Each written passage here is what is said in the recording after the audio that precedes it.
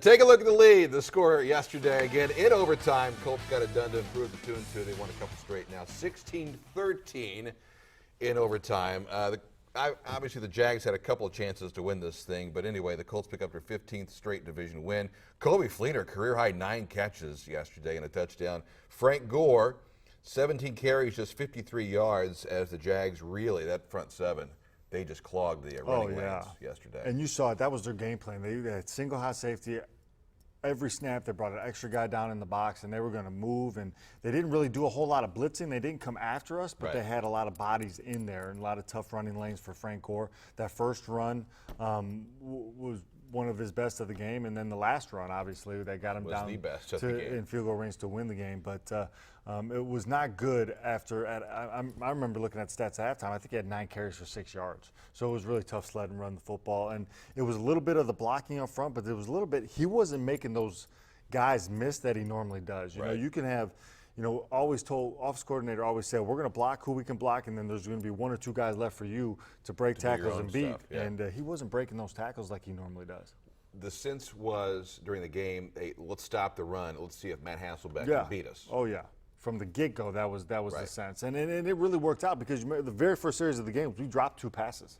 And one of them was Frank Gore, and then he dropped another pass later on in the game. But I really felt like we could have – Colby Fleener, monster day, 9 catches, 83 yards. But I thought we could have utilized that matchup even more because it seemed like he was lined up against Telvin Smith, one of their middle linebackers, who's a really young guy all day. And we could have really took advantage of him over the middle and stuff, and we didn't really do that. I think he could have had a monster day. Did you catch what Matt said after the game about the opening couple plays he had?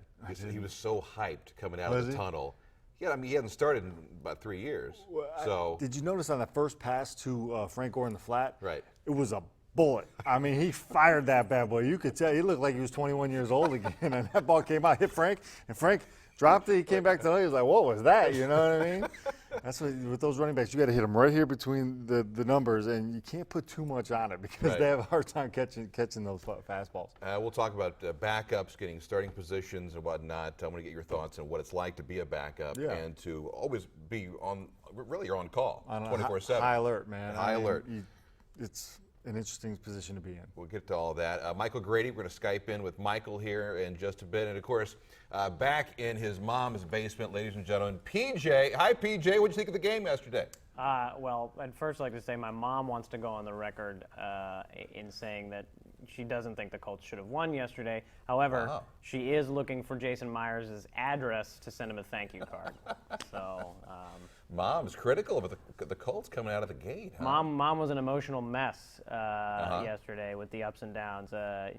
Thanks to the rookie kicker again. You know, she's I think I called him Josh earlier. I apologize for that. It's Josh Scobie is who they used to have. I called him Josh yesterday too. It's Jason and you know. You might call him unemployed here in a couple of weeks. You might, anyway, both not so good kickers. Myers also missed an extra point at the beginning of the year, which is, you know, not as horrible as it once was, but something to keep an eye out for.